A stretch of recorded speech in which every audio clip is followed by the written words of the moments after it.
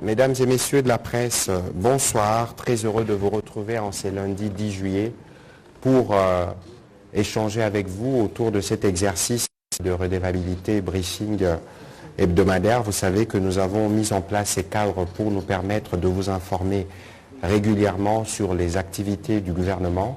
Vous avez suivi que le vendredi dernier, nous avions eu un conseil de ministres avec le président de la République et les membres du gouvernement où nous avons passé en revue la situation générale du pays. Et au cours de ce conseil, nous sommes revenus sur l'événement que nous attendons tous dans 18 jours, à savoir l'organisation des Jeux de la francophonie, pour lequel le gouvernement a mis le petit plat dans le grand. Vous savez que les infrastructures destinées à accueillir les différentes compétitions sportives ont été apprêtées, les derniers coups de balai sont en cours, mais qu'il y a des dispositions qui sont prises aussi tant au niveau sécuritaire pour assurer la sécurité des athlètes durant la compétition et de toutes les délégations qui vont arriver.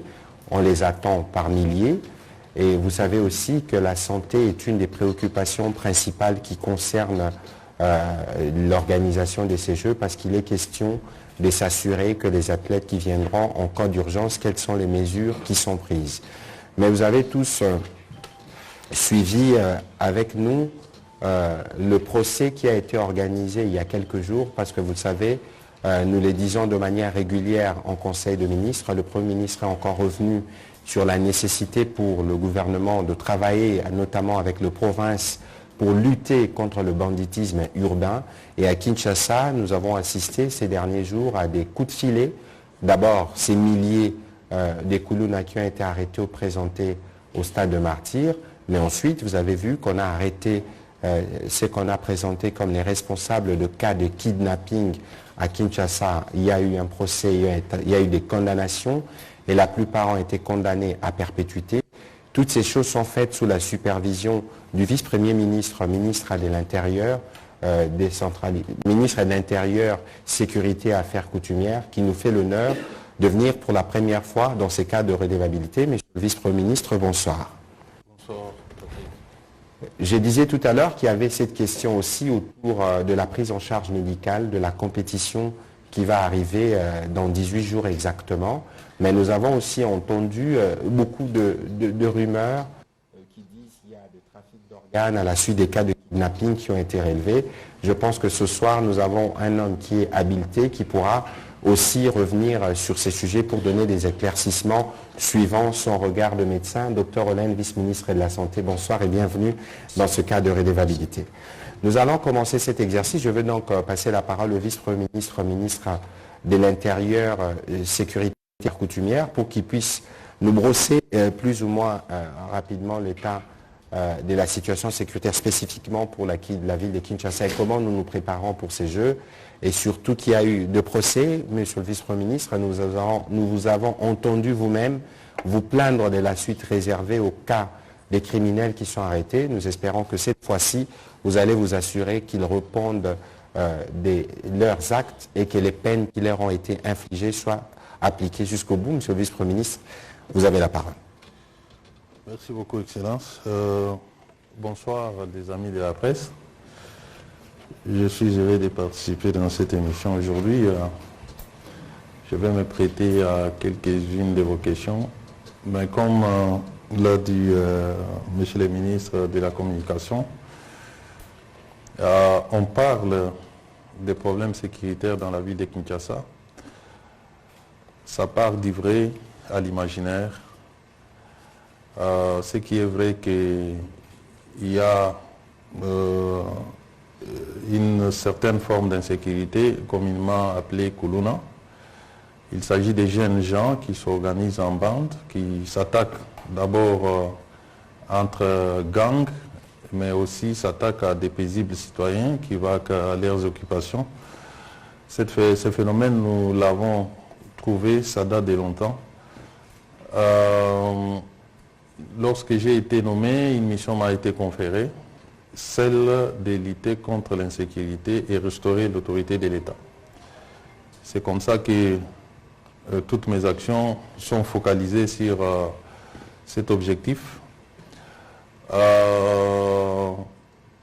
J'ai pensé qu'il fallait changer de méthode il fallait d'abord motiver la police qui, à un moment donné, s'est montrée impuissante face à ces phénomènes. Il fallait donner de l'impulsion. Moi, en tant que responsable numéro 1 du secteur de la sécurité dans notre pays, j'ai noué une relation de proximité avec les dirigeants de la police. Il faut les écouter, écouter leurs problèmes pour essayer d'apporter des solutions. Et c'est sur base de cette confiance que nous sommes en train d'évoluer et les résultats sont visibles et palpables. On a arrêté, comme l'a annoncé M. le ministre de la Communication, un bon nombre de ces Koulouna. Il y a aussi une nouvelle forme de criminalité qui a vu jour. C'est ce qu'on appelle les kidnappeurs. Ces gens qui prennent les autres en otage, les dépouillent de leurs biens, les séquestrent parfois et même parfois leur cause des dommages corporels. Et la police, motivée aujourd'hui, est en train de faire ce travail. Je ne saurais pas rentrer dans les détails pour expliquer comment nous procédons, pour des raisons de stratégie, mais néanmoins, les résultats sont là. Nous sommes en train de faire sentir l'autorité de l'État, puisque l'État reste au-dessus de tout le monde. Personne ne peut défier l'État indéfiniment. Nous continuons ce travail et je pense que d'ici là, puisque nous allons intensifier des actions, nous avons d'abord ciblé Kinshasa comme la ville test pour voir l'efficacité des méthodes que nous sommes en train d'appliquer. Et après quelques jours, nous allons étendre dans nos provinces, partout où il y a l'insécurité, afin que nous puissions juguler cette situation qui nous frappe tous, puisque l'insécurité peut frapper tout le monde. Il y a aussi une autre forme d'insécurité, c'est celle qu'entretient les groupes d'Imobondo. J'espère que vous en connaissez un peu plus. Tout est parti d'un conflit de terres à Kwamout, où les Yaka et les Teke originaires se sont disputés des terres. Et ce phénomène s'est étendu dans d'autres provinces, notamment Kwango, Kwilu, Kinshasa. Aujourd'hui, on parle de ces individus qui s'éparpillent même jusque dans les Congo central. Le gouvernement n'a pas croisé les bras. Avec la police et l'armée, des actions ont été entreprises. Nous avons maîtrisé la situation à Kwamout. Aujourd'hui, Kwamout vit dans la paix. C'est quelques groupes de gens, ils se sont retranchés dans la profondeur. Nous sommes en train de nous organiser pour les traquer là où ils sont. J'espère bien que dans les jours qui viennent, nous allons éradiquer le phénomène Mobondo, puisque le gouvernement est plus que déterminé à mettre fin à cette insécurité pour que nos populations puissent vivre dans la paix. Voilà, Monsieur le ministre. Voilà, Monsieur le Vice-Premier ministre, et merci pour vos mots introductifs. Nous aurons l'occasion de revenir sur les deux aspects que vous avez abordés, parce que la question de Kwamout est une question essentielle. Je dois rappeler qu'il y a quelques jours, vous aviez tenu la conférence sur la sécurité des élections, une grande réunion autour de la sécurité des élections. Il y a évidemment la question de nos compatriotes de Kwamout, s'ils voteront ou voteront pas, seront-ils enrôlés ou pas. Je veux me tourner du côté du vice-ministre de la Santé. Nous savons que nous sommes en train de préparer les Jeux de la francophonie. Nous aurons l'occasion avec les professionnels des médias de descendre sur terrain, voir l'évolution de travaux et des différents sites. Mais nous voulons, docteur, que vous puissiez nous dire à ce jour où est-ce qu'on en est sur, notamment, on a parlé des ambulances de type A ou de type C qu'il fallait impérativement avoir, sinon des délégations ne viendraient pas. Qu'est-ce que vous pouvez nous dire en ce qui concerne les dispositions sanitaires pour la bonne prise en charge des athlètes durant les Jeux qui commencent le 28 prochain? Merci beaucoup pour la parole, Monsieur le ministre. Je voudrais rassurer la communauté qu'au niveau du ministère de la Santé, toutes les dispositions sont prises et à ce jour, nous allons accueillir les Jeux avec une sécurité médicale. Vous avez suivi que les ambulances sont arrivées hier. Sur un total de 20, on a déjà reçu 16 de type A et localement, il y avait déjà des ambulances de type C qui pourront servir. Mais je voudrais aussi profiter de l'occasion pour expliquer aux gens, parce que les gens parlent de cette catégorisation d'ambulances sans peut-être comprendre de quoi il s'agit. Une ambulance de type A, c'est une ambulance qui assure un transport alité d'un malade, mais un malade qui ne va pas entrer en détresse respiratoire, donc les cas les plus simples. L'ambulance de type B, c'est l'ambulance qui va prendre un malade qui est un peu plus sévère, mais où on peut aussi réaliser des soins d'urgence, mais ce malade est un peu plus préoccupant. Enfin, on a les ambulances de type C, qui sont elles des ambulances de soins intensifs. C'est-à-dire une ambulance où un malade peut être en coma, on peut l'intuber, le ventiler et le transporter comme si on était dans un service de soins intensifs. Ça existe déjà au pays. Enfin, on a des ambulances de type D qui sont, elles, des ambulances destinées à prendre plus d'un malade. Voilà. Pour ce qui est des Jeux Olympiques, la norme de l'EIF nous exigeait d'avoir des ambulances de type A et nous avons le plaisir de vous annoncer qu'elles sont déjà arrivées et stockées à Kinshasa. Et nous recevons d'ailleurs ce soir les équipements pour assurer les Jeux en toute sécurité. Quels sont ces équipements qu'on va recevoir? Ce sont notamment les défibrillateurs. Vous savez que les sportifs sont exposés à la mort subite. Vous avez suivi certains footballeurs qui sont morts sur le terrain de foot. Et donc nous nous sommes assurés pour que pendant ces Jeux, partout où ils soient, même s'ils font un arrêt cardiaque, nous avons de quoi les réanimer et les gens ont été formés quant à ceux. Ensuite, concernant les médecins, nous avons procédé à la formation pour la gestion d'un afflux massif de blessés. On appelle ça le plan blanc. Ça permet justement aux équipes de trier rapidement et de transférer vers des sites sécurisés. Donc voilà un peu de manière ramassée pour vous dire que nous nous sommes déjà préparés et nous sommes prêts pour les Jeux de la francophonie. Voilà, il y a une question pendante à laquelle vous devez répondre tout à l'heure. On dit qu'il y a du trafic d'organes à Kinshasa. Docteur, est-ce que cela est faisable? Bon, là encore, je voudrais rassurer la population. Peut-être que les gens parlent de choses qu'ils ne comprennent pas. Une transplantation d'organes ou un trafic d'organes demande une infrastructure. Non seulement qu'il faut avoir l'infrastructure, il faut avoir des gens expérimentés. Des gens expérimentés pour prélever les organes, mais aussi des conditions de conservation et de transport. Et ensuite, il faut savoir que ces organes qui sont prélevés ont une demi-vie qui est très limitée. Par exemple, quand on retire un cœur, il ne peut survivre que 3 à 4 heures. Quand on retire un foie, il ne peut survivre en dehors du corps que 6 heures.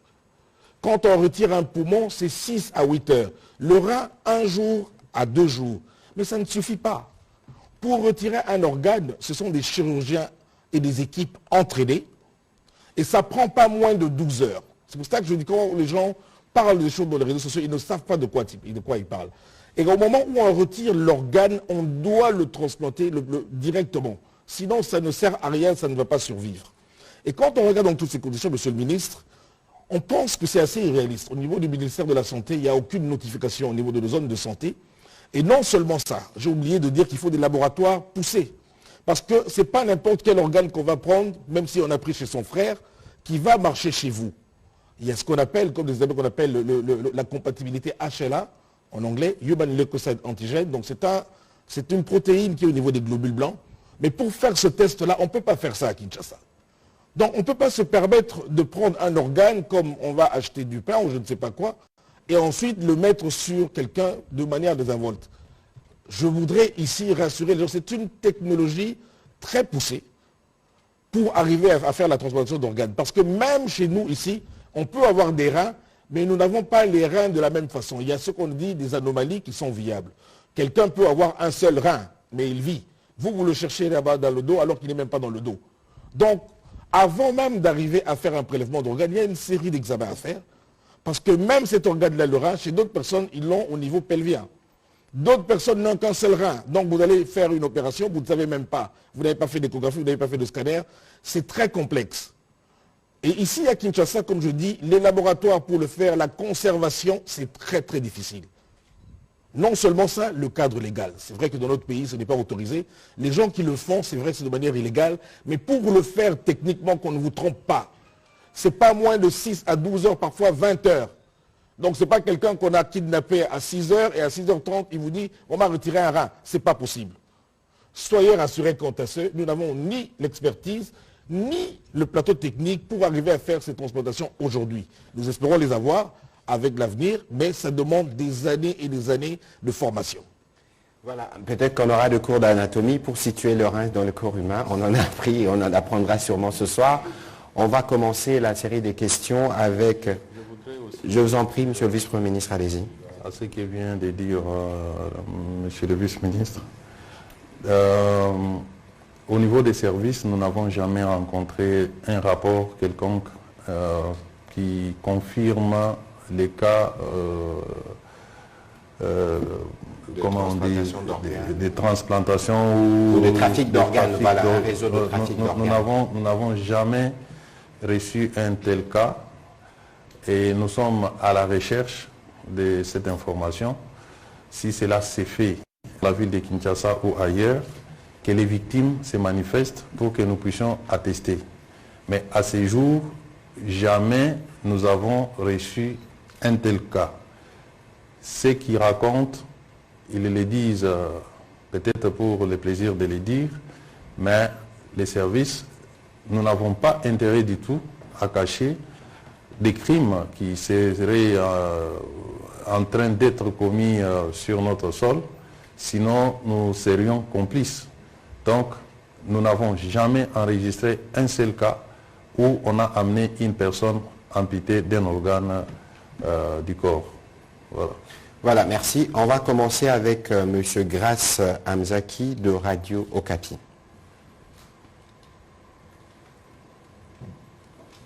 Merci.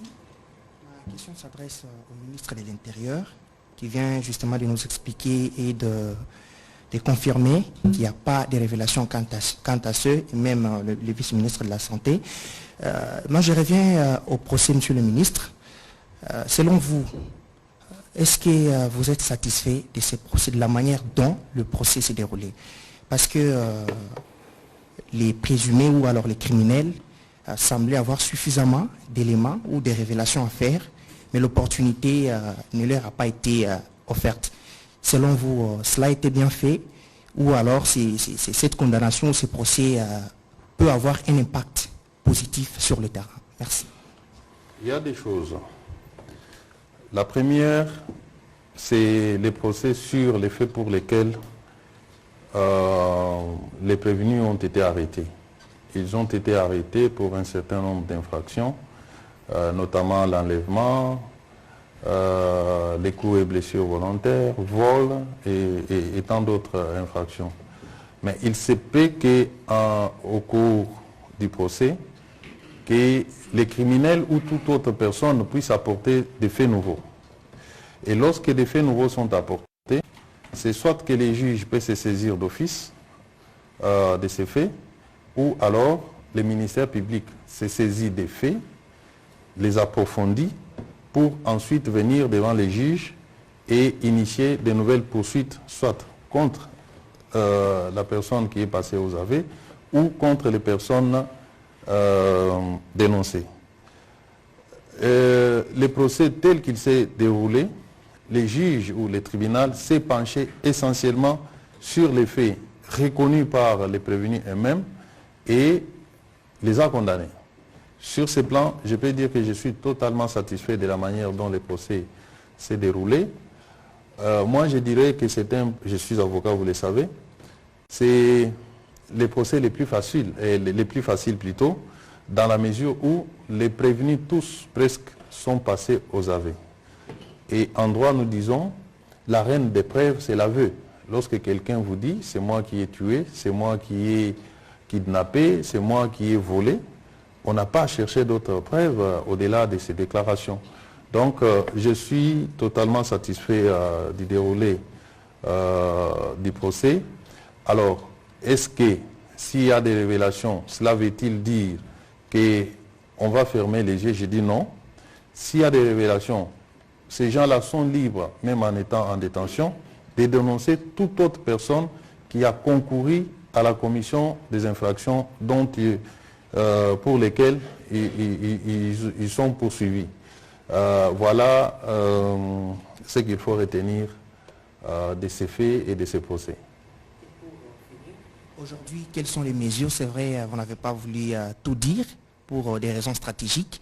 Mais qu'est-ce que la population peut retenir aujourd'hui en ce qui concerne les mesures pratiques sur le terrain? Parce que la peur ou la psychose, c'est vrai, petit à petit, ça va prendre fin, mais jusqu'à présent, ça reste d'actualité. Dans un premier temps, nous avons voulu travailler dans les silences. Il fallait rechercher ces criminels sans donner l'alerte. C'est ce qui est en train de se faire d'ailleurs. Nous travaillons avec la population qui dénonce et les forces de l'ordre viennent pour se saisir de ces bandits. Nous avons organisé récemment, je pense avant-hier, je pense, des bouclages. Ces bouclages vont s'étendre dans plusieurs quartiers de la ville de Kinshasa. Et nous allons annoncer dans les jours qui viennent d'autres mesures pratiques, notamment par rapport aux conducteurs de véhicules. Nous sommes en train d'élaborer ces mesures-là. Elles vont être annoncées. Par exemple, il faut qu'on parvienne à identifier les chauffeurs de chaque véhicule qui va afficher sa photo sur son véhicule de sorte à coïncider la photo du conducteur bien identifié avec le conducteur qui est au volant. Nous sommes en train d'élaborer ça au moment opportun. On va annoncer officiellement. Je pense que ça va aussi jouer contre le phénomène kidnapping. Par rapport au phénomène Kuluna, nous avons un travail que nous faisons aujourd'hui. Essayer avec des associations de sensibiliser ces jeunes gens qui sont en train de commettre des forfaits, mais également se saisir de ceux qui sont têtus, qui ne veulent pas abandonner ces pratiques condamnables. En complément à ce que disait le Premier ministre tout à l'heure, nous travaillons avec lui justement sur un numéro vert qui sera, nous l'espérons, le numéro d'urgence. Il y a entre-temps la police et nous avons communiqué dessus. Je demanderai à la RTNC de rebalancer ces différents numéros de téléphone. Il y a un numéro d'urgence de la police pour dénoncer des cas de kidnapping et un autre pour dénoncer d'autres cas de criminalité.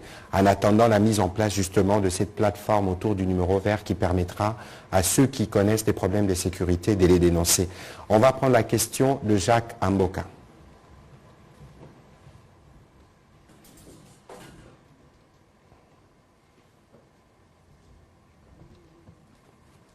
Merci, Excellence, pour la parole. J'ai deux petites questions. Je m'adresse donc au VPM de l'Intérieur. Vous l'avez ici affirmé, il n'y a donc pas de trafic d'organes humains en République démocratique du Congo, particulièrement dans la ville de Kinshasa.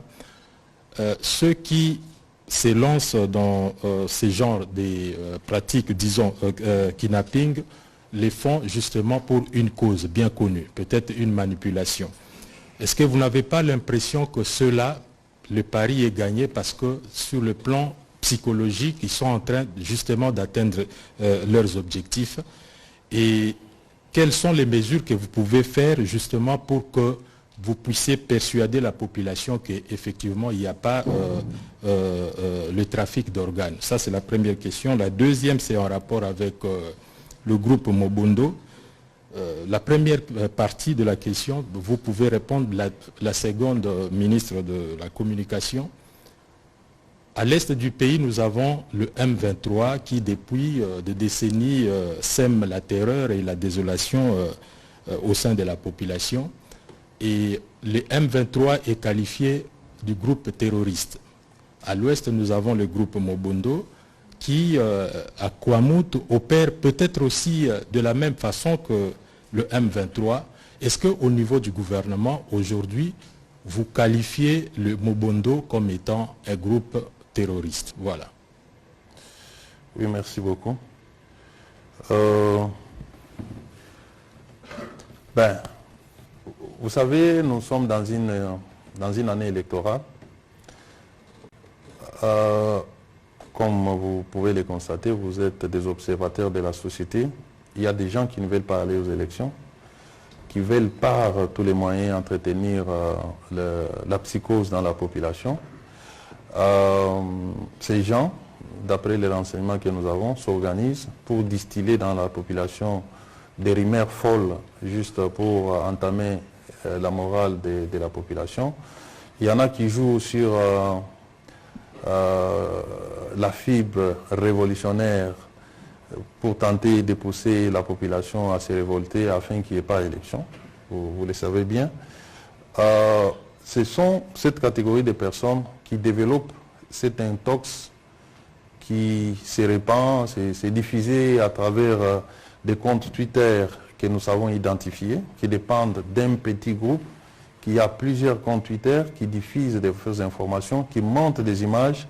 Pas plus tard que hier ou avant-hier, on a montré des images que ces personnes que l'on venait de condamner étaient en train de s'enfuir, sautant sur des fenêtres d'un bus. Vous voyez qu'une dame qui parle, qui s'acharne contre un officier de la police, comme quoi il aurait donc laissé s'en aller les criminels qu'on venait d'arrêter. Donc nous sommes dans une guerre psychologique. Alors que les images sont prises en Algérie. Voilà. Donc il s'agit d'une guerre psychologique et toutes les personnes responsables qui s'adonnent à ces jeux, ils font justement les jeux de l'ennemi. Pour rassurer la population, c'est d'expliquer. Ça, c'est un travail que nous devons faire ensemble, vous journalistes, en vous mettant dans la peau que vous êtes des Congolais.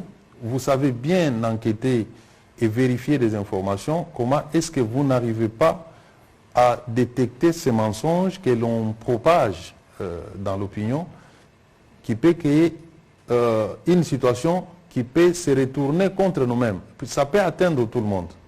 Lorsqu'on commence à vivre dans une telle psychose, tout le monde se sent en insécurité. Un autre élément qu'il faut ajouter, monsieur le ministre venait de parler des jeux de la francophonie ici. Il est aussi de cette stratégie pour décourager les pays qui veulent assister au jeu de la francophonie et faire croire à l'opinion internationale qu'en République démocratique du Congo, l'insécurité est totale. Donc, l'unique façon de rassurer, c'est de communiquer. Il appartient à tout patriote de vérifier. Nous voyons d'ailleurs sur France 24 où on traque des fausses images qui ont déjà qui ont fait feu. Voilà, qui ont fait feu dans l'opinion et on démonte les mensonges qui sont dans ces images, mais ici, très peu sont des compatriotes qui s'en occupent pour dire à l'opinion qu'il s'agit ici d'une manipulation, ici il s'agit de la vérité. Donc, rassurer la population revient à dénoncer ces mensonges, à expliquer comment ces mensonges est monté, et ce n'est que dans ces conditions-là que nous pouvons rassurer notre population. Est-ce que Mobondo, c'est un groupe terroriste? Il faut reconnaître que lorsqu'on définit les actes terroristes, les comportements de Mobondo aujourd'hui ressemblent à la terreur. Lorsque les gens vont dans une famille, coupent les têtes des pères des familles, ça ressemble à la terreur. Mais il faut quand même faire une différence avec le M23, qui est une structure organisée, soutenue par un État étranger et qui conçoit des actions dans le but de terroriser la population. Les Mobondo, ce sont des gens désespérés qui ont des revendications un peu pas claires, mais qui sèment aussi la terreur. Mais nous n'avons pas encore, nous considérons que ce sont des compatriotes qui sont perdus, hein, permettez-moi le terme, et nous sommes en train de mettre en place les mécanismes de les récupérer. Il existe une commission que les chefs de l'État avaient mise en place, qui continue à travailler, dirigée par un groupe de chefs traditionnels, pour essayer de nouer la discussion, de discuter avec ces gens qui commettent des actes infractionnels.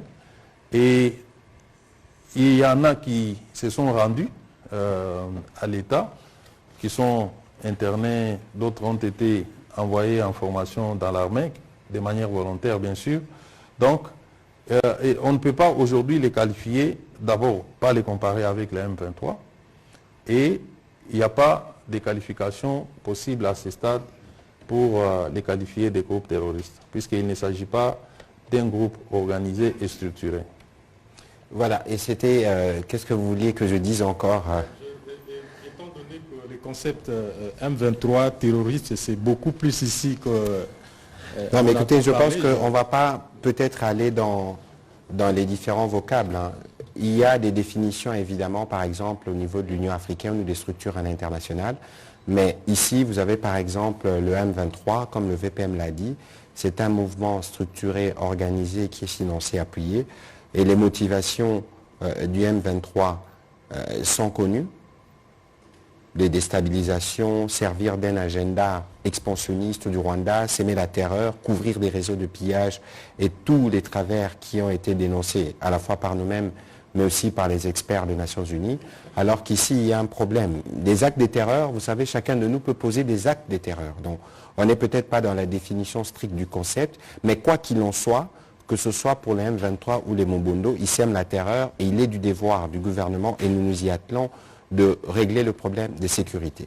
Il y a un petit complément que je voudrais faire dans ce que le vice-premier ministre disait tout à l'heure, et c'est ce que nous essayons de faire avec vous dans le cadre de cet exercice de redevabilité par rapport à toutes ces rumeurs et fake news qui circulent.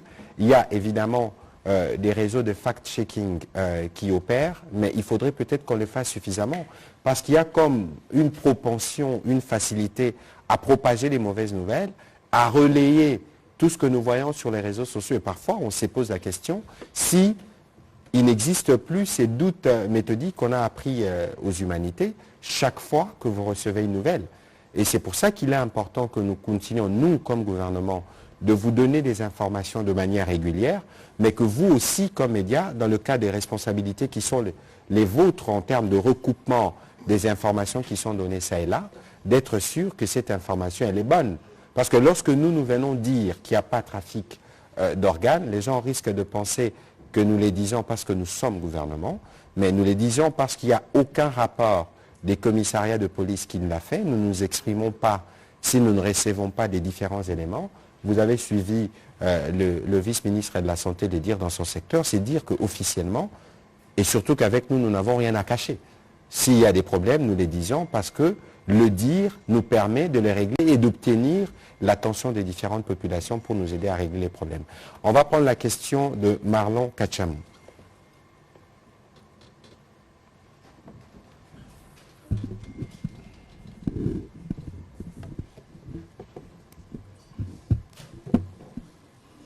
Monsieur le ministre, bonsoir. Bonsoir. Je profite de cette occasion pour vous souhaiter joyeux anniversaire. J'ai deux petites préoccupations. Monsieur le ministre, je commence par vous, monsieur le ministre de la Communication et Médias. C'est une question précise à propos de la réunion des 60 membres des partis politiques ONG rwandais anti-Kagame. Je précise bien anti-Kagame, qui devait se tenir, d'après certaines sources, à Kinshasa du 3 au 4 juillet, mais qui a été reporté sine die. Quel commentaire avez-vous par rapport à cette réunion qui devrait se tenir à Kinshasa, mais qui a été reportée? Êtes-vous aussi au courant? Monsieur le ministre, monsieur le vice-premier ministre de l'Intérieur, je reviens sur la question concernant les Mobondo. À vous attendre parler, c'est comme si vous n'arrivez pas à rassurer la population par rapport à cette question qui est en train vraiment de gangréner les esprits des Congolais. Quelles sont les stratégies mises en place pour réellement neutraliser ces groupes d'inciviques qui est en train de s'aimer la terreur, non seulement à Kinshasa, mais d'après certaines informations, ils opèrent déjà au niveau du Bas-Congo. Merci. Voilà, peut-être que je vais demander au vice-premier ministre de continuer et je vous reprendrai juste après parce qu'il parlait déjà de Mobondo. Peut-être qu'il peut être peut-être plus détaillé. Je sais qu'il y a des opérations militaires qui sont en cours, la police, etc. Mais qu'est-ce qui peut être dit pour rassurer les compatriotes sur ce que nous faisons dans cette partie du pays? Je venais de dire tout à l'heure que les phénomènes avaient commencé à Kwamout. Au jour d'aujourd'hui, Kwamout est pratiquement pacifié. C'est grâce au concours de nos forces de défense et de sécurité, nous avons créé ce qu'on appelle interforce, c'est-à-dire il y a plusieurs forces, il y a la police, il y a plusieurs unités de l'armée qui sont mises ensemble, qui ont mené des opérations le long du fleuve jusqu'à 20 km de Kwamouth. La stratégie du commandant suprême consistait à préserver les vies des Congolais. Et je vous ai dit qu'il a mis en place une commission de pacification qui a quand même montré, qui a fait beaucoup d'efforts, puisque cette commission a permis la récupération de plus de 3000 Mobondo. Les Mobondo, ce sont des jeunes gens, Yaka, qui se sont sentis à un moment donné dépossédés de leurs terres, et ce sont des agriculteurs. Lorsqu'il y a eu des nouvelles telles que les terres ont été vendues à des particuliers et qu'on devait les évacuer, c'est ça la base du phénomène Mobondé. Donc il y a en quelque sorte, quelque part, une dimension sociale. Et ce sont ces gens-là révoltés qui s'organisent aujourd'hui et qui commettent des actes que nous sommes en train de déplorer. Donc nous avons mis en place une approche holistique. Là où il y a plus de résistance, on utilise la force pour neutraliser, mais tout en laissant l'ouverture au dialogue. Mon ministère est en train justement de préparer un forum de paix qui va mettre ensemble l'autorité traditionnelle de tous ces espaces où il y a les phénomènes Mobondo pour essayer de trouver une solution pacifique. En même temps, on ne peut pas les laisser continuer à avancer. Ces derniers jours, il y a quand même un peu d'accalmie parce que nos forces de défense et de sécurité sont en train de travailler. Donc vous allez comprendre qu'il y a un souci de préserver, de ne pas faire trop de dégâts en vies humaines. Et en même temps, nous utilisons la fermeté pour essayer de rétablir l'ordre. Mais il y a d'autres mesures qui sont prises que je ne saurais pas malheureusement dire ici. Mais sachez que le gouvernement de la République ne dort pas tant qu'il n'y aura pas la paix dans notre pays. C'est clair qu'au-delà des opérations militaires et policières qui sont menées, il y a les questions humanitaires qu'on a soulevées avec Fabrice au dernier briefing pour toutes les populations déplacées, parce qu'il y a déjà des mouvements de retour, il y a évidemment de poches d'insécurité qui demeurent, mais ici il faut compter sur la stratégie du gouvernement pour que la question puisse être réglée dans son ensemble. Alors sur votre question sur une prétendue réunion des opposants rwandais à Kinshasa, je ne l'ai pas appris, je n'ai aucune confirmation quant à une initiative de ce genre. Et d'ailleurs, j'espère que vous avez tous suivi la sortie médiatique du président de la République qui est notamment revenu sur la question de nos rapports avec les Rwandais, où il a dit qu'aujourd'hui nous sommes, nous, engagés dans un processus diplomatique qui permet aujourd'hui, par exemple, on n'en parle peut-être pas beaucoup, d'observer une forme d'accalmie sur la ligne des fronts entre les forces armées de la République démocratique du Congo, les M23, même s'il y a à gauche, à droite des affrontements avec les groupes d'autodéfense et ces terroristes du M23. Globalement, les cessez-le-feu est observé à notre niveau. Il y a, sous bien évidemment la direction du vice-premier ministre, ministre de la Défense, des travaux qui se font actuellement sur le site de Rumangabo, qui a été finalement choisi pour le précantonnement. Et donc, nous pensons que le processus diplomatique, il prend sûrement le temps, mais nous pensons qu'il pourra apporter les résultats. Mais ici, je dois rappeler que la République démocratique du Congo, en tant qu'État souverain, est en droit, au-delà de tous les mécanismes régionaux auxquels nous appartenons, d'organiser sa défense. Et donc, sous la houlette du président de la République, il y a des jeunes Congolais qui sont en formation. Nous assurons la montée en puissance de notre armée pour nous assurer que toutes les fois que notre sécurité sera menacée, nous puissions répondre. Mais cela ne veut pas dire, que nous allons dire, bon écoutez, on va aller faire la guerre tout de suite, on va faire ceci, on va faire cela. Le plan pour nous, c'est de nous assurer que nous pacifions chaque centimètre de notre territoire national et que nous dotons à notre armée les moyens d'assurer la défense de notre territoire à chaque coin de la République démocratique du Congo. On va prendre la question de Jordan Mayenikini.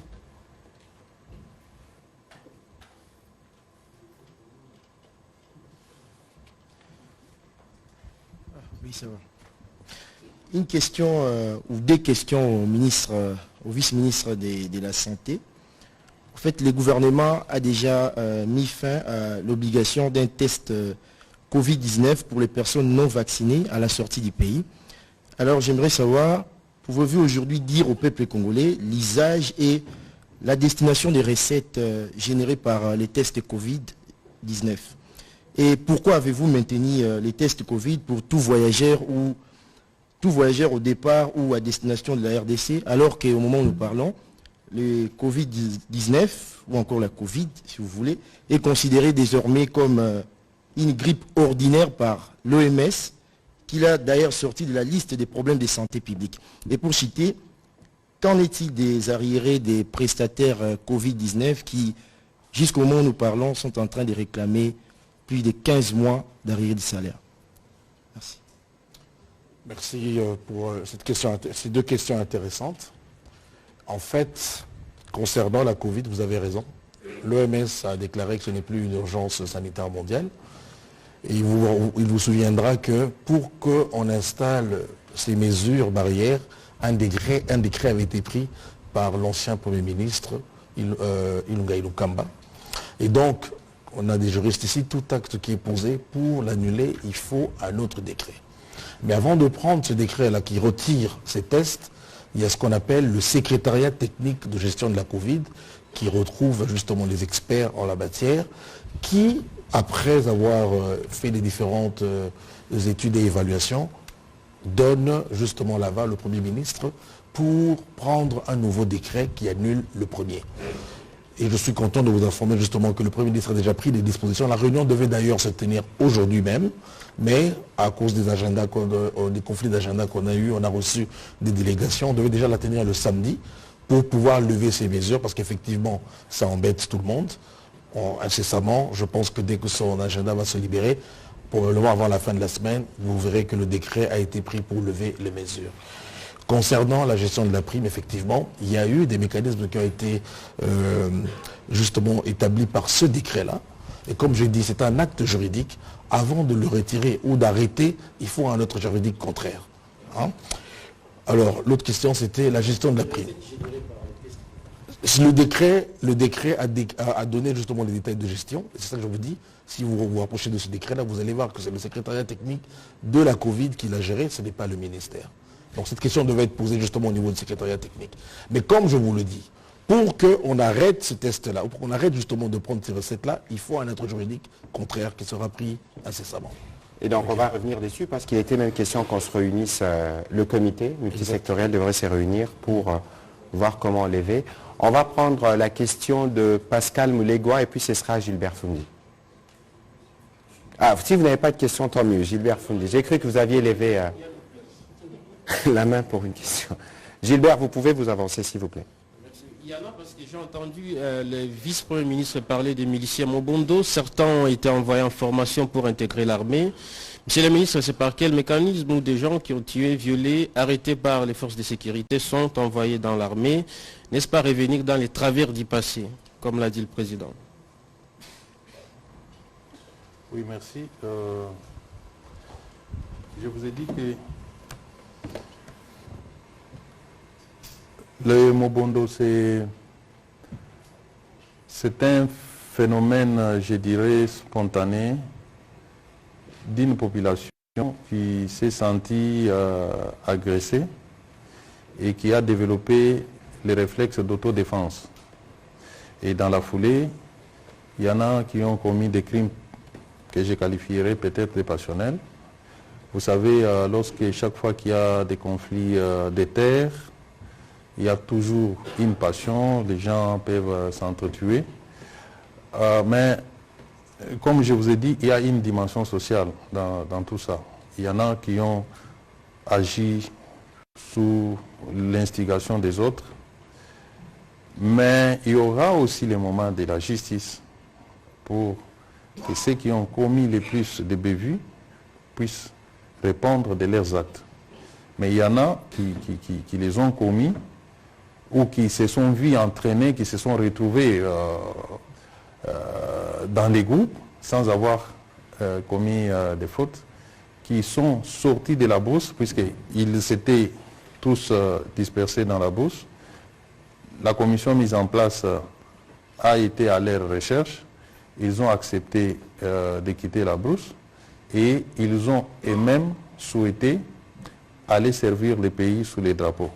Donc ce n'est pas comme le cas des rebelles qui se sont organisés, qui se sont armés, qui ont conçu des plans d'attaquer les pays, de tuer les compatriotes.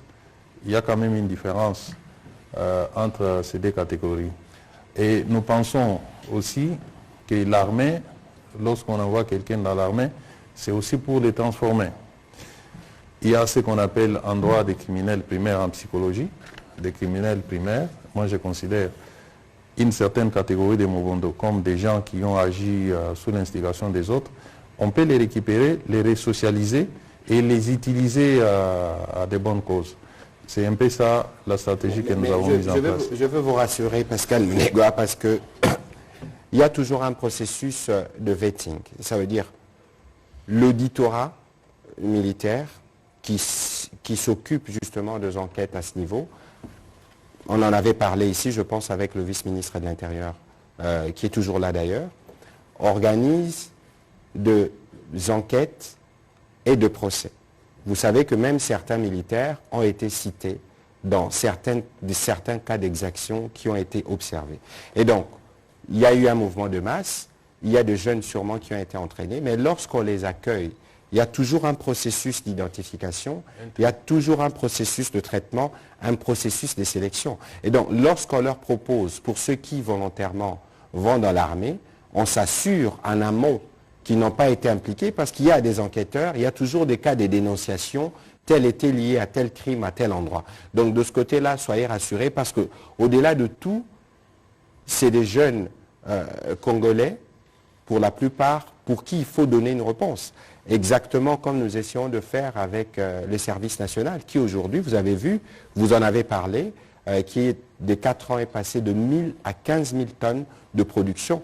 La main-d'œuvre, vous savez d'où elle est venue. Ce n'est pas seulement la production de maïs que vous avez vu, mais j'ai eu le privilège d'accompagner le président de la République dans les Kasaï. Ils construisent des écoles, ils construisent des routes, on a besoin de main-d'œuvre. Et donc aujourd'hui, nous ne nous priverons pas. Mais bien évidemment, comme nous tenons aux droits de l'homme, nous nous assurons que cela se fasse dans les respects, évidemment, de principe. On va prendre la question de Gilbert. Je voulais ajouter quelque chose par rapport à l'allusion faite aux déclarations du président de la République. Vous savez, lorsqu'il y a eu mixage, brassage, mélange, ces gens-là n'ont pas été soumis à une formation pour nettoyer l'air mental. Mais ici, il s'agit de prendre des jeunes gens qu'on envoie dans une formation militaire avec envie d'échanger ce qui a tenté de traverser leur esprit. Donc il y a quand même une différence par rapport à un combattant qui n'a pas été formé, mais qui a eu le mérite tout simplement d'avoir tué ses compatriotes, qui impose des négociations et qui s'impose dans l'armée, sans formation, sans profil requis, et du coup, on les bombarde des grades. Ça, c'est cette confusion-là que nous ne voulons plus entretenir. Et c'est la confusion qu'il faut dissiper parce que nous avons l'impression que depuis que nous avons adopté la loi qui crée la réserve de l'armée, on a tendance à croire qu'on va déverser, je ne voudrais pas citer l'expression qui est très courante, notamment dans le Nord Kivu, parce que le général a d'ailleurs interdit son utilisation qui devient abusif. On pense que ce sera un déversoir. Il faut lire la loi. La loi fixe les conditions d'admission à la réserve. Et donc, cela doit être bien clair. Mais tout ceci, je pense que nécessite un travail d'accompagnement étroit de votre part pour qu'on puisse comprendre que nous, comme République démocratique du Congo, nous avons souscrit des principes de droits de l'homme et que nous tenons absolument à leur respect, surtout lorsqu'il s'agit de recruter ceux qui doivent assurer la défense du territoire ou la sécurité dans la ville de Kinshasa et dans les différentes villes du pays. On va prendre la question de Gilbert Fundi. Merci, Excellence. J'ai deux questions pour le VPM Kazadi. Excellence, quels sont les dispositifs mis en place par les gouvernements pour la sécurisation des élections qui aura lieu en décembre 2023? La dernière question, nous avons suivi une conversation téléphonique qui a choqué quelques esprits. Et quel est votre commentaire?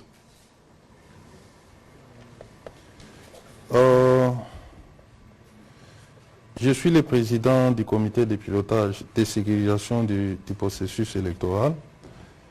Je pense que la semaine passée, j'ai eu une réunion avec la CENI et toutes les parties concernées. Nous avons évalué l'état des lieux qui est dominé par certaines zones soumises à l'insécurité. C'est le cas des Rutshuru et des Massissi, qui sont des territoires encore soumis à la pression des groupes terroristes du M23 avec ses soutiens rwandais. Il y a aussi les problèmes dans la partie de Akwamut et une partie des Maluku. Nous avons prévu de procéder à l'enrôlement. La CENI est déjà disposée à aller enrôler en ce qui concerne Maluku. Nous sommes en train de conditionner les forces de sécurité pour accompagner des agents de la CENI afin d'enrôler nos compatriotes dans cette partie du pays, mais également une autre partie à Maluku. Un scellé, donc Maluku, un scellé. Bon. Donc, de ce côté, il n'y a plus trop d'inquiétude. Nous sommes en train de conditionner des forces qui vont accompagner les équipes de la CENI. Tandis qu'à Massissi et Rutshuru, il y a encore ces bruits de bottes. Le gouvernement de la République est en train de déployer les moyens pour non seulement récupérer ces deux territoires, mais également récupérer toute la partie occupée aujourd'hui par des forces étrangères venues du Rwanda. Voilà un peu brièvement la situation sécuritaire quant aux élections, donc les dispositions qui sont prises. La conversation téléphonique qui a fait baise, je pense, ce qui m'indigne, c'est la réprobation de certaines personnes contre ma personne pour avoir, il y en a qui me disent clairement, tu n'aurais pas dû. Mais moi, j'estime qu'il les fallait.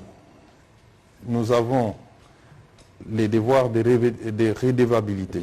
C'est ce que nous faisons d'ailleurs. Chaque fois que nous sommes mis en cause, nous devons nous prêter à ces jeux, de donner des explications à nos compatriotes qui ont des reproches à nous faire. Et je l'ai fait de manière volontaire pour essayer tout simplement de tordre les coups à toutes les contre-vérités débitées par ces compatriotes à travers ces différentes vidéos. Et moi, je pensais plutôt qu'on allait voir les côtés démocratiques de cet échange avec un citoyen qui a des idées sur mon action à la tête de mon ministère.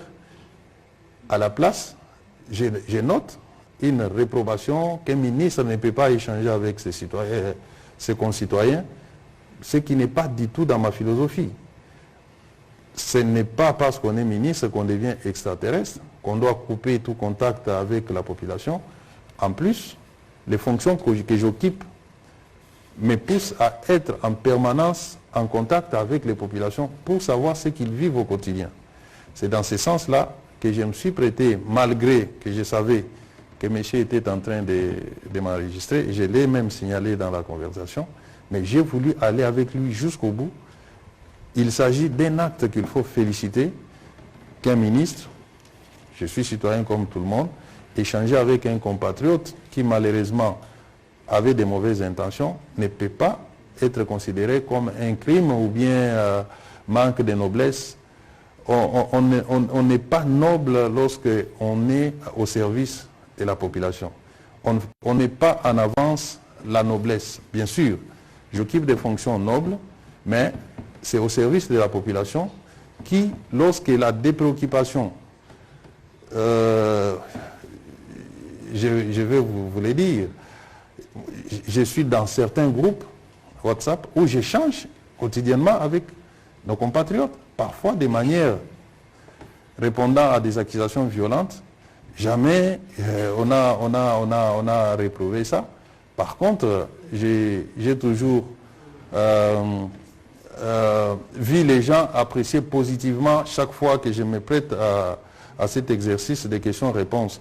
Donc je pense que c'est un devoir de redevabilité qu'il fallait saluer, qu'il fallait même instaurer. Vous avez vu il y a des jours, le chef de l'État s'est prêté au même exercice où il a répondu aux préoccupations de la population à travers des questions-réponses, lui poser les questions de la population. Donc, pour moi, je ne m'en veux pas d'avoir... Monsieur le vice-premier ministre, la démocratie, évidemment, elle est bien difficile parce que parfois on arrive à discuter avec des personnes avec qui nous n'avons pas la même opinion, pas la même position. Ils ont des opinions peut-être tranchées, mais il est de notre devoir, parce que nous sommes gouvernement, de répondre à la fois à ceux qui sont opposition, ceux qui sont majorité, ceux qui nous aiment, ceux qui ne nous aiment pas, mais l'essentiel pour nous, c'est de nous assurer que nous sommes disponibles quand les Congolais ont besoin de nous. On va prendre les dernières questions parce que je vois que nos interventions en suscitent plusieurs. On va commencer par, je vais appeler Faustin, Jacques Moulouba, Félix Matuidi et on terminera par Patrice Boto en Lingala. S'il vous plaît, Faustin Kodesala. Jacques, vous pouvez avancer, nous prendrons la série pour nous permettre de faire une économie de temps. Merci. Merci Excellence. Excellence, Monsieur le VPM, si vous permettez, je voudrais rapidement revenir sur la première question qui vous a été posée, sur les procès, sur les condamnations de kidnappeurs. Vous avez dit comme avocat, vous étiez satisfait parce que c'est le plus facile de tous les procès, pour autant que les inculpés sont vite passés aux aveux. Mais quelque part, ce procès avait aussi valeur de pédagogie pour décourager ceux qui tenteraient de rejoindre ces réseaux. Est-ce que vous ne pensez pas quelque part que la vérité a été un peu étouffée? Vous avez laissé le temps à ces gens-là de s'exprimer, de dire qui sont derrière eux, comment ils opèrent. Si vous êtes satisfait comme avocat, mais au niveau du public, quelque part... Est-ce que c'est le vice-premier ministre qui rend justice? Je ne comprends pas. Non, parce que dans votre moyen productif, monsieur le porte-parole, vous l'avez présenté comme superviseur de tout ce qui est... Ça veut dire que l'opération... Donc je lui pose la question dans ces cadres-là. Dans ces cadres-là, voilà. Pas en tant que c'est lui qui a rendu justice. Pas forcément. Et au vice-ministre de la Santé, Excellence, vous avez été correct par rapport au trafic d'organes. On sent l'expertise évidemment, mais quelque part aussi il y a une prolifération de médecins qui ne sont pas forcément répertoriés par le conseil d'ordre des médecins. Je ne vais pas stigmatiser une communauté, il y a notamment des médecins indiens. Au niveau de l'ordre des médecins, on s'est plaint qu'il y a des médecins qui opèrent au Congo, mais qui ne sont pas reconnus par l'État congolais, particulièrement par le conseil de l'ordre. Est-ce que vous êtes disposé à mettre de l'ordre un peu dans ces secteurs-là? Ok, monsieur le vice-premier ministre, allez-y. On essaie de faire juste une économie de temps pour prendre les autres préoccupations. Effectivement, les procès, nous l'avons voulu sous cette forme-là pour que ça serve de pédagogie, effectivement.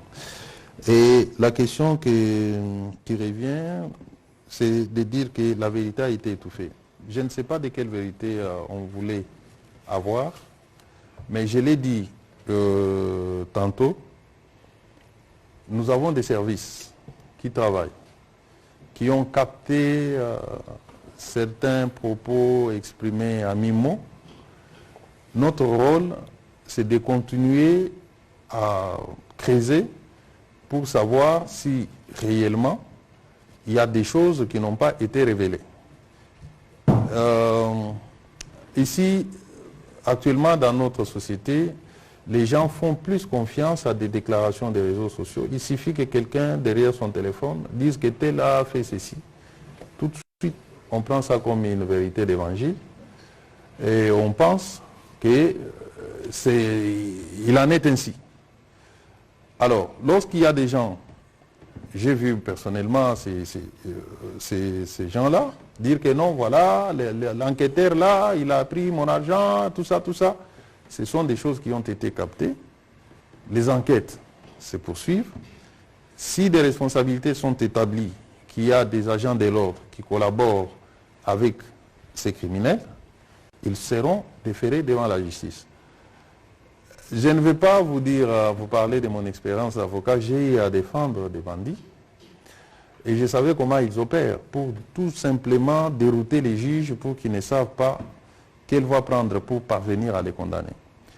Souvent, ils agissent en choréité, c'est-à-dire en groupe, mais lorsqu'ils se présentent devant les juges, ils se réunissent mutuellement. Tu connais celui-ci? Non, je ne le connais pas. Il faut beaucoup de ténacité et de tactique pour parvenir à prouver judiciairement que ce sont des gens qui ont opéré ensemble. Donc ça sont des techniques des criminels endurcis. Et d'ailleurs, vous avez vu, ces gens-là ont été arrêtés les uns 7 fois, certains ont été même envoyés à Kanyama-Kasese. Ce sont des gens qui sont déjà ancrés dans les crimes, qui savent comment contourner la justice.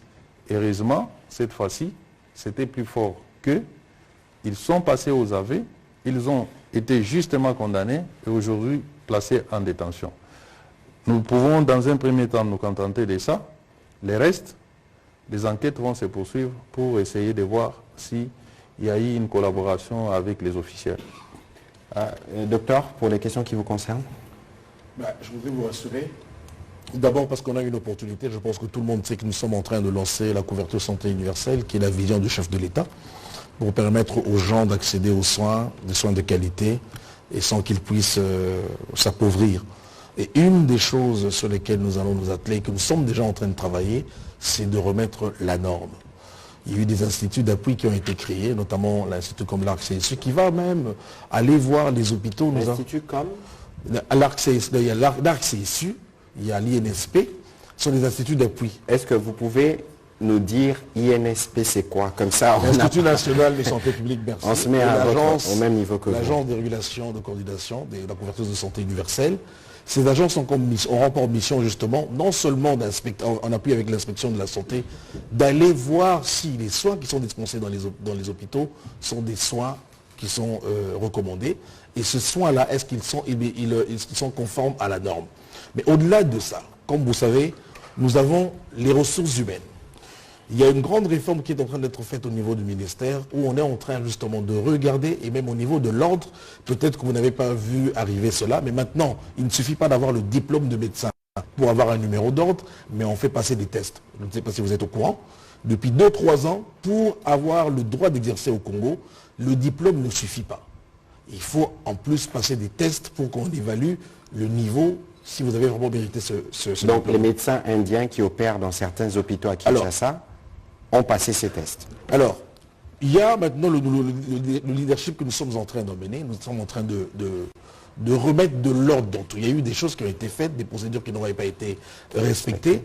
Et c'est là justement que je dis, comme on a l'opportunité de mettre la couverture santé universelle, nous regardons tout ça et avec le travail que nous faisons au niveau de l'ordre, avec la digitalisation par exemple, il ne sera plus possible de manipuler les diplômes ou un numéro.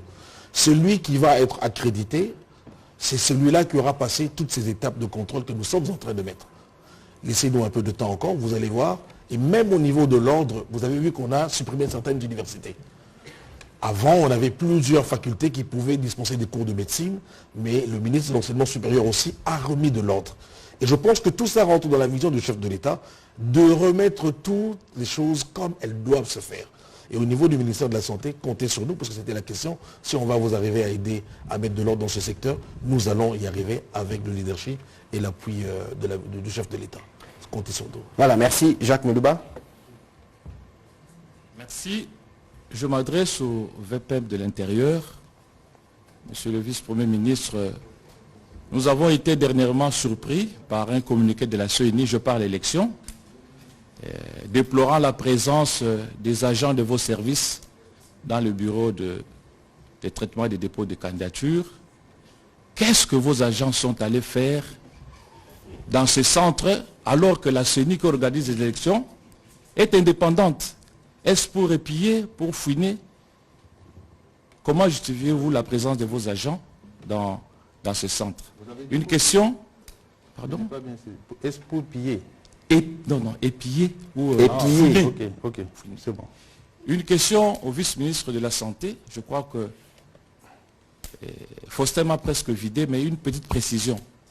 Parmi ces médecins expatriés qui opèrent en République démocratique du Congo, peut-être qui ont tous les documents, est-ce qu'il n'y en a pas qui soient capables d'opérer des greffes d'organes, par exemple, à partir de leur pays? Merci. Merci. Allez-y, monsieur le vice-ministre, on va revenir sur le VPM.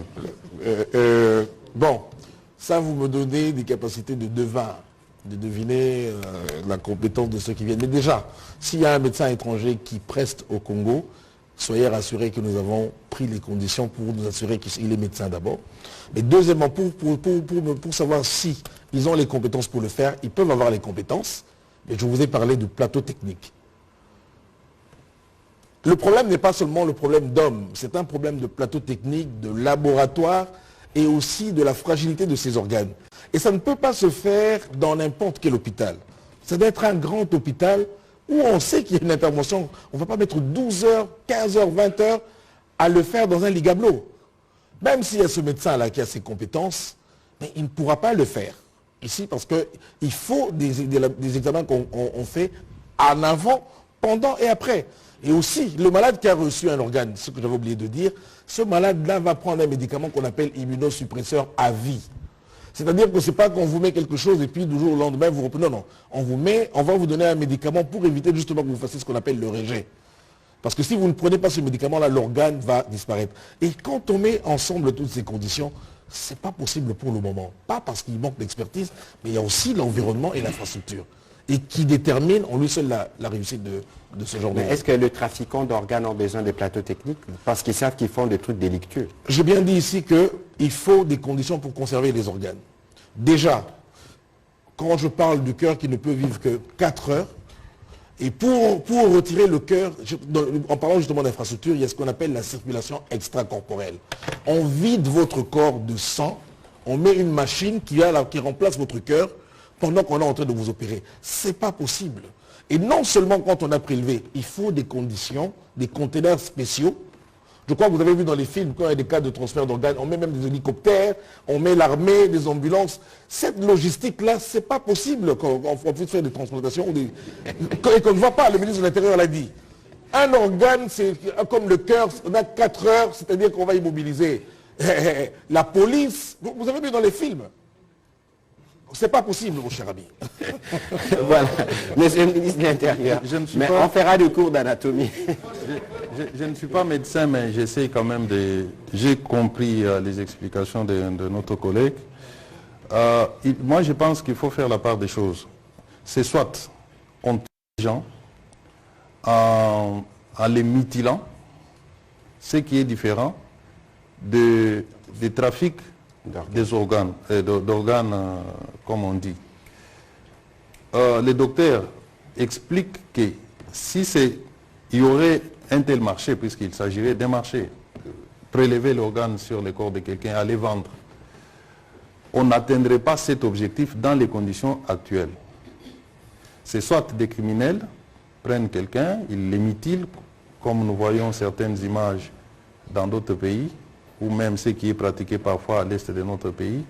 Mais quant à prélever les organes pour aller les vendre et constituer un fonds de commerce, c'est impossible d'après ce que les docteurs expliquent, puisque vous pouvez beau prélever les cœurs, au bout de 4 heures, vous ne saurez pas bien les garder. Et d'abord, vous avez des difficultés à les prélever pour qu'ils soient vivants. Il faut prendre les cœurs vivants, sinon vous les tuez, ils ne servent à rien. Donc c'est un peu ça ma compréhension. Pour revenir maintenant à... Et vous savez, le trafic d'organes, le rapport de l'OMS, on connaît les pays en Afrique ou dans le monde qui font ce trafic. La RDC n'a jamais fait partie de ces pays. C'est consultable même sur Google. Merci. Mais Jacques, attention. Monsieur le vice-ministre, sur la question par rapport à la CENI. Les communiqués de la CENI, moi je dirais, et j'ai dit aller dire aux responsables de la CENI de vive voix. La CENI a agi par émotion. Il y a de l'émotion, il y a du sensationnel. La loi des finances institue l'organe taxateur comme habilité à contresigner les bordereaux que vous voyez de la DGRAD là, en vue d'encadrer les finances. L'argent que l'on paye par les candidats rentre dans les trésors publics. Et les taxataires à la matière, c'est mon ministère à travers son secrétariat général chargé des questions des partis politiques. C'est comme ça que mon secrétaire général, en vertu de la loi des finances, qui l'oblige à mobiliser et à encadrer les recettes, a déployé des gens avec un ordre de mission clair, l'encadrement des recettes générées par les dépôts des candidatures. Ce qui fait que tout citoyen respectueux des lois de son pays et surtout des citoyens qui veulent de la transparence en matière financière ne peut pas s'opposer. Dans l'ordre de mission remis aux agents de mon ministère, nulle part n'est indiqué qu'il faut aller là-bas réceptionner les candidatures. C'est aller vérifier comment l'argent est payé et comment l'argent est orienté vers la caisse du Trésor. Et c'est malheureux que la CENI ait agi par émotion. Peut-être il n'avait pas l'information que vous pouvez regarder sur les bordereaux que donne la DGRAD. Vous verrez, c'est indiqué service taxataire. Pour ceux qui dédouanent par exemple, il y a la DGDA par exemple, qui est un service taxataire. Vous trouverez au guichet unique, il y a un service de la DGDA qui vise, qui authentifie que tel document, tel montant revient au service taxataire. Et c'est le cas avec mon ministère, en ce qui concerne la caution que l'on paye pour les dépôts des candidatures. Et la DGDA, qui est aussi un corps totalement étranger à la CENI, est acceptée dans les installations de la CENI et personne n'écrit à l'ingérence. DGDA, DGRAD, je vais dire, DGRAD. Et DGRAD, c'est quoi? C'est qui, si je peux m'exprimer ainsi? DGRAD, c'est un service ordonnateur. Et lorsque vous regardez les bordereaux, c'est écrit service taxataire et puis service ordonnateur. Les deux services doivent apposer leur signature sur les documents. C'est un travail qui peut se faire soit dans les bureaux de la CENI, si la CENI le veut, ou en dehors des bureaux de la CENI, pourvu que les paiements soient canalisés, encadrés en faveur de la caisse du Trésor. Donc, il ne s'agit nullement d'une mission de vos agents dans le travail de la CENI. Ça n'a rien à voir du tout. Je considère que c'est tout simplement par émotion que la CENI a fait son communiqué. Alors, on va prendre, Félix Matuidi, rapidement votre question et je souhaite que Patrice Boto pose les siennes directement. Comme ça, on va répondre dans les 5 minutes qui nous restent. Merci pour la parole. 2 questions au vice-premier ministre. S'il vous plaît. Merci. Une question et une petite. Au vice-premier ministre, ministre de l'Intérieur et de la Sécurité, après la condamnation des kidnappeurs, pouvons-nous attendre l'arrestation et condamnation des auteurs intellectuels de ces kidnappings dans la capitale? Et aussi la petite question, quelle serait votre réaction si demain ou après-demain vous voyez les kidnappeurs être bénéficiaires de la liberté provisoire? Alors, Patrice Boto, yope mituna na yoto zango mbalamoko. Merci, mon Patrick Mouyaya. Motuna na VPM. VPM, aux allées bongo, pendant que la Kisasa beau député provincial. Avant au coma VPM. Président de la République, Mona Kisasa. Gouverneur de la ville, Mona Kisasa. Président de l'Assemblée provinciale, Mona Kisasa. 100 ans et à Kisasa comme ville-province, comme capitale plutôt. 63 ans après indépendance, Kinshasa salité, bon soto eleki. Kinshasa embouteillage eleki. Tracasserie à ba PCR. Kinshasa, au babengaka autrefois poto moindo. Kinshasa la belle. Et tout ça le sonité, bon la Kinshasa, au yambaje à francophonie na état Kinshasa ezali. Sous question. Monsieur le VPM, à niveau territorial, obstacle désolant, oyo mwana mboka gentilina godin po balakisi na Kisasa, oza mopona mi avila Kinshasa, avoko ma VPM, ba pona ki yo, de ça l'élection ezali, okozoka candidat, olobi nini, na ministre Mouyaya. Chef de l'État okozonga candidat. Mwana mboka Patrick Mouyaya, président de la République a tout koloba samedi. A lobby était regret naïe pour être justice élever nation, mais détruire nation. Et bomi mboka, ce n'est pas un aveu de chèque. Pour Kabila pas lobaki, je ne veux pas pu transformer le Congolais.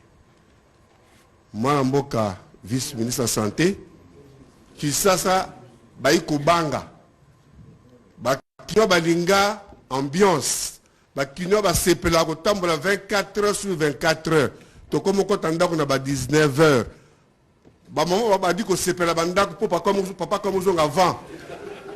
Likolo ya ko boma biso, ko kata biso bare, ko kata kolonga biso ba motema bongo na bongo.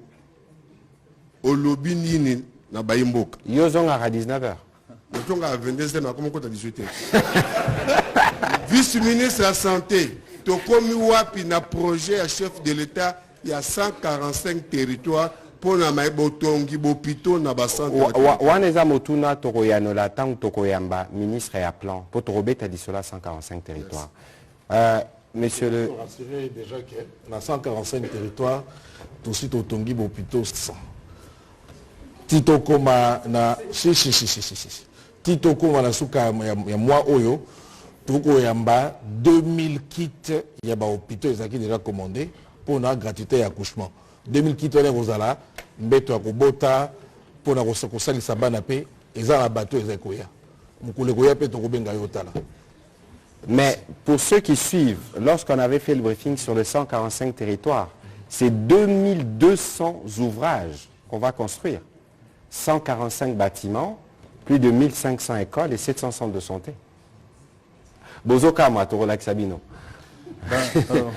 VPM, allez-y. Oui. Comme ça, on va conclure cet exercice. Il y a la première question sur les auteurs intellectuels. Ah, ok.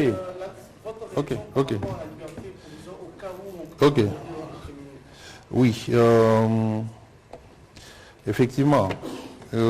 Inquiétude Nayo et Ezape Anga. Vous avez posé en français. Hein? Ok.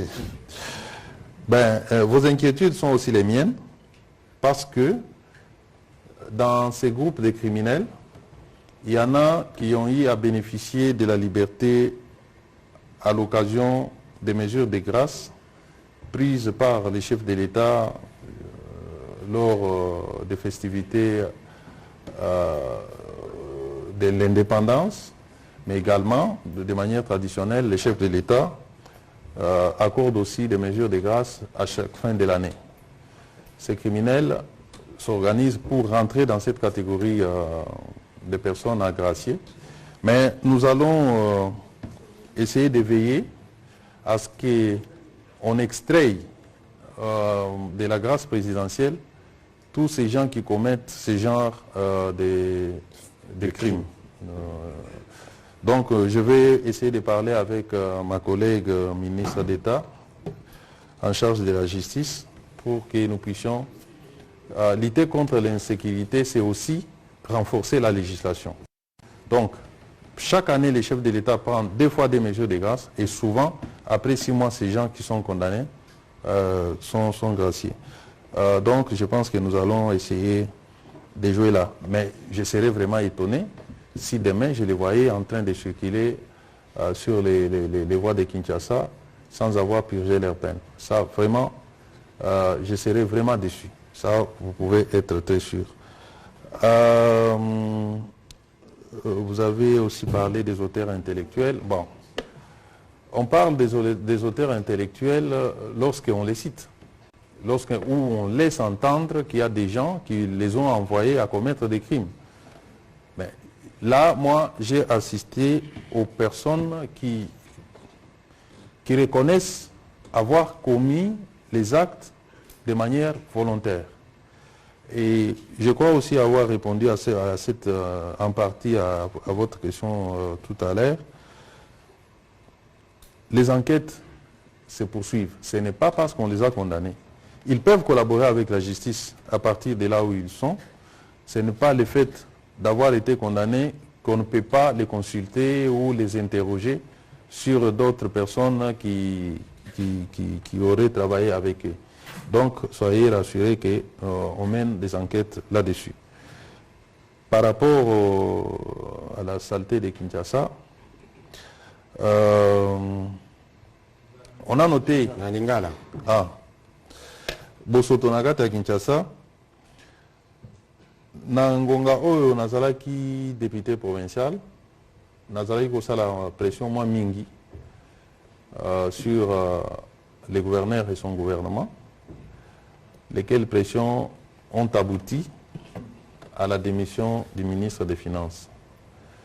Et aussi, il y avait un effort qui se faisait avec Kin Bopeto, où quand même, Bazalaki qu'on nettoyait Babalabala, mais depuis un temps, tout ça au monde en est, moi, Misalango Isalinete Telemi, n'a tout nité, compte tenu à la fonction actuelle, n'a beaucoup plus concentré sur des questions sécuritaires, mais n'a banzi na gouverneur tout solo la bien, n'a tout naé, pour la nini, vu les acopés sa impression oyo ozali ko déplorer. Na o Italie tracasserie policière, na habité ce que Solanda, ngamo na sala pe patrouille. Na kangisa pe ba policier oyo bazali ko sala trouble. Na premier jour oyo na zwaki ba fonction, na lobaki ngai moko je vais me traiter durement. De sorte que mutu oyo akopengwa azala policier, azala incivique, nakozala na remorte ya ko traiter peu durement. Depuis naza awa, ezana ba procès ici salami contre ba policier. Procès moko salamaki na kan Lufungula. On a eu à condamner ba policier ngamoko na kendaki na assister na procès wana. Ba policier oyo ba malmenaki mwana muke oyo salaki base awa. Ils sont aussi condamnés. Et lingi koloba, politique nga nazana yango, ezali à tolérance zéro. La police est sengeli bazala modèle. Bazali nanzela pona ko tracasser population te. Soko tracasser population, to moni yo, bako kanga yo.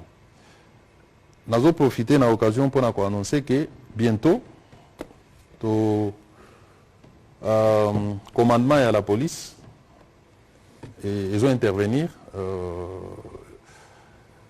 dans quelques heures, pour notifier le commandant de la ville, Yassika, Mokonzamboka, Assassi Saki Makambwana, et Tikalaki total en Dengeni et Sengela tout notifié.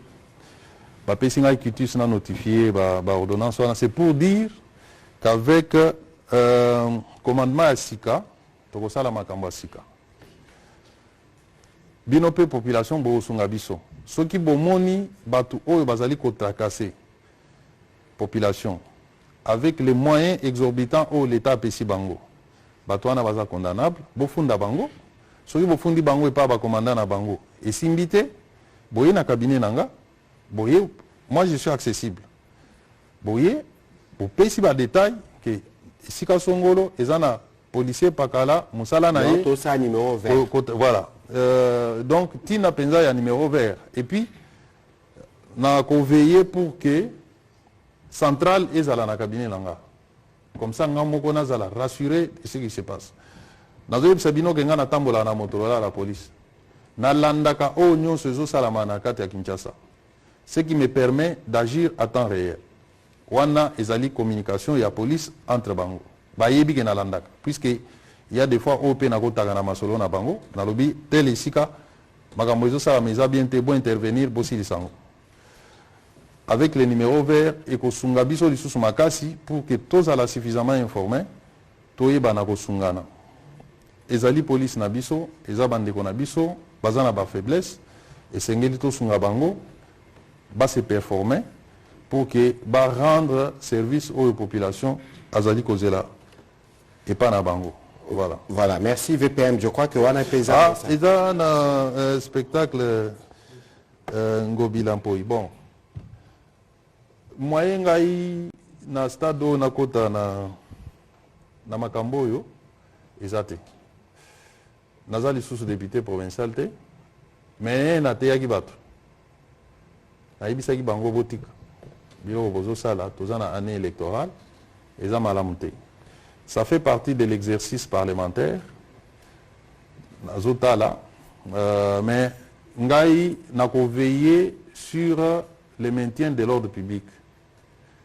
Ce qui est un acte, ou les autres dans l'Assemblée provinciale, où ils allaient porter atteinte à l'ordre public, ngai nako intervenir pour nako stopper, où ils sont allés atteinte à l'ordre public. Mais l'Assemblée provinciale, bazali na toute liberté, il y a qu'à exercer pouvoir ou la constitution, azali ko reconnaître bango aussi longtemps que bazo salango conformément à mibeko à l'État. Voilà, et on a coupé ça na mutuna na yo. Voilà, merci beaucoup VPM. Docteur Olen, nalobango penza o pesa biyano na mituna ya ndeko Patrice Boto. Papa Boto. Bon, balobi soki likambo ali et agapé occasion, opportunité, à quoi teva ya pasi. Mais il y a un CPI, le quoi papa va commencer à ndako avant. Parce que dans ce que soit besoin ndako avant, ma la paix avant santé paix dans la malade. Mais au-delà de ça, dans les beaux na kimia. Le quoi VPM lobby, sécurité est assurée, bolanda bilobela ya batute. Parce que les cambo ba ko lobala ko la moto motema, ko la moto rein et les loko ya PTT. Il faut zala na boanya na makanisi ya kosala yango pe expertise na lingala na ebité ce que zanini mais boyebi merci boyebi wana za boyebi ya mbula mokote ya mbula ebele à part boyebi wana esengeli ozala pe na bakoki ya kosala biloko yango donc salle d'opération malamu laboratoire ya malamu et puis koyeba ke soko longoli moto eloko na nzoto na posa te oteka yango oza na ngonga mingi te ya koteka parce que na soko olongoli lokola motema obimisi yango la nzoto eumelaka te ekopola ekokufa soko obimisi rein ekoumela pe te ekokufa mais aussi likambo wana mpola koyeba ke moto azali na rein ntango mosusu ezalaka na kote ya mwasi to ya mobali soko osalaki examen te avant koyeba ndenge nini biso nazo boye soko tozali awa rein ezalaka wapi d'abord na nsima awa na mokongo mais oyebi ke concept yango ya rein na lingala ya elite na yebi kombo ya rein na lingala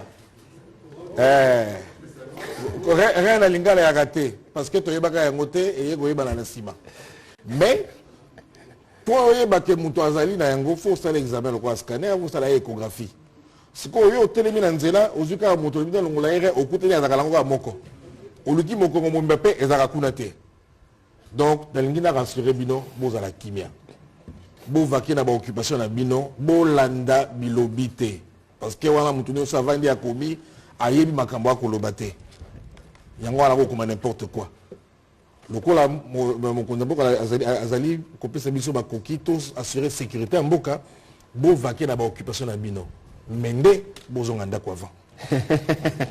Alors na motuna na yo lobi président de la République alobi avait de chèque ezef avait de chèque te omoni na lobakawa bokoki ko reprocher biso nyonso mais bokoki ko reprocher biso volonté à ko changer autokuti te makambo ya justice à Congo to pe makambo nyonso toza na ngwa eza ba makambo banda kala parce que pendant 10 ans 15 ans 20 ans bambule edeki belé tu trouves ba solution na makambo te yo c'est sûr ozaka na carte verte o ya Zaïre depuis 1984 ti lelo 2023, le président Tshisekedi a dit carte et coco, ma carte ya ba congolais nyonso. Omoni, to une solution moko na problème moko depuis 84. Donc les lots sur mokonza mboka ya Sibino. Parce que biso wa tozalaka, université depuis 54. Voilà, depuis 54, basala nano misale salami wanate. Voilà. Et là qui sinini? Biso tozara na discours à vérité. Président de la République a que le kata et que nyonso ezotamola balamu. Mais après Sibino une idée parce que niveau il y a responsabilisation au magistrat. Obi que koza magistrat dans contexte de passé. Leur ministre intérieur a lobi mamba kuluna. Ah lobakini ba magistrat. Président de la République leur a lobi. Biso atozo loba. Bazako se sentir nengenini. Tout ça là qui biso recrutement il y a 5000 magistrats. Parce que tout lobby photo mema renouvellement. Et nous pensons que le président Tshisekedi kaka pona makambo etali ba juste.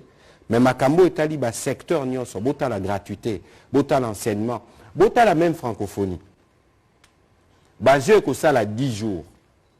Mais l'air baje ko sila mboka na biso ko zala na possibilité ko yamba ba compétition internationale ya minene. Depuis 1974, quel est l'événement sportif à munene to yamba na Congo? Les autres ont la capacité d'accueil. Il y a des stades, il y a des gymnases, il y a des logements. Mungonga campagne est comme une annotée. Tu la pendabino liste. Il y a misalo nyoso biso to sali. Ba koko sope to koloba. Pour ba Congolais, il faut voter natina. Alors, monsieur le vice-premier ministre, on va terminer cet exercice aujourd'hui. Je ne peux pas terminer sans dire merci. J'ai reçu beaucoup de messages de vœux pour mon anniversaire. Mais on ne pouvait que répondre à l'appel de la patrie parce que ce n'est pas parce qu'on est né le 10 qu'on devait ne pas venir rassurer les Congolais à travers les réponses qui ont été données ce soir par le vice-premier ministre et le vice-ministre de la Santé. Patrice Broto, Pessingaï Kadote, Kaka Koloba Loba, Namoni Pe Moutoua Pessingaï Kado Awate. Mais merci à vous. On a fini. Merci, bonne soirée.